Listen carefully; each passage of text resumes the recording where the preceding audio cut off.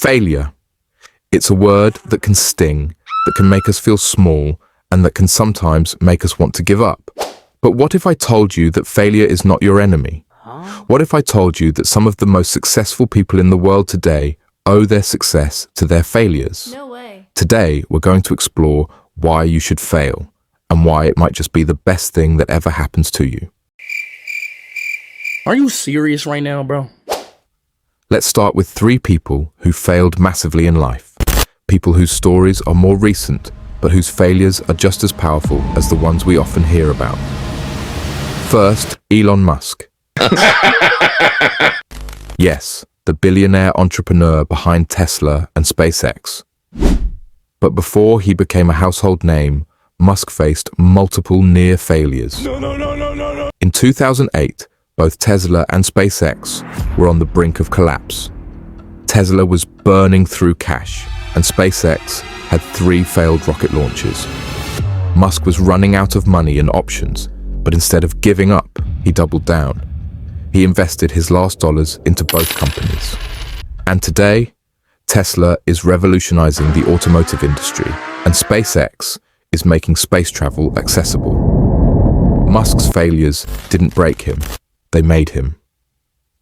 Then there's Phil Knight, the co-founder of Nike. Just do it! Before Nike became one of the most iconic brands in the world, Knight faced countless setbacks.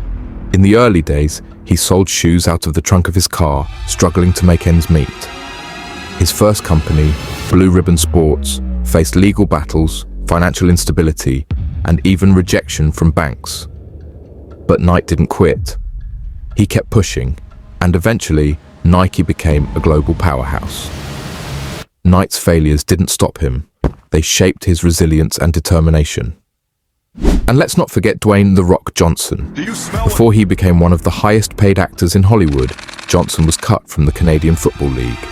He had $7 in his pocket and no clear path forward. But instead of giving up, he turned to wrestling, then acting, and built an empire. Johnson's failure wasn't the end. It was the beginning of a new chapter. These stories aren't just about famous people. They're about the reality of success. Even professionals, people at the top of their fields, fail constantly.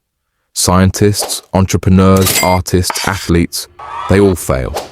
A lot. But here's the thing. Failure isn't the opposite of success. It's part of the process. Think about it. Every time you fail, you learn something. You grow, you get better. Failure is just feedback. It's telling you what doesn't work so you can find what does. But let's be real. Failure doesn't always feel like feedback. Sometimes it feels like the end of the world. And that's because failure comes with a stigma. People judge, they criticize, they make you feel like you're not good enough. But here's the truth.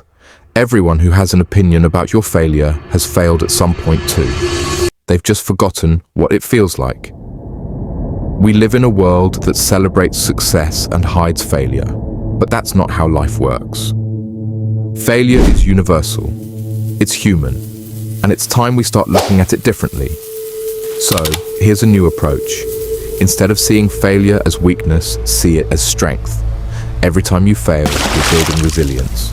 You're proving to yourself that you can get back up, that you can keep going, that you're willing to try again. And that's powerful.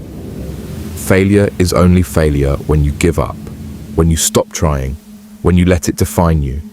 But if you keep going, if you learn from it, if you use it to grow, then failure becomes a stepping stone. It becomes part of your story. So the next time you fail, don't hide from it. Don't be ashamed of it. Own it, learn from it, and keep moving forward. Because failure isn't the end. It's just the beginning.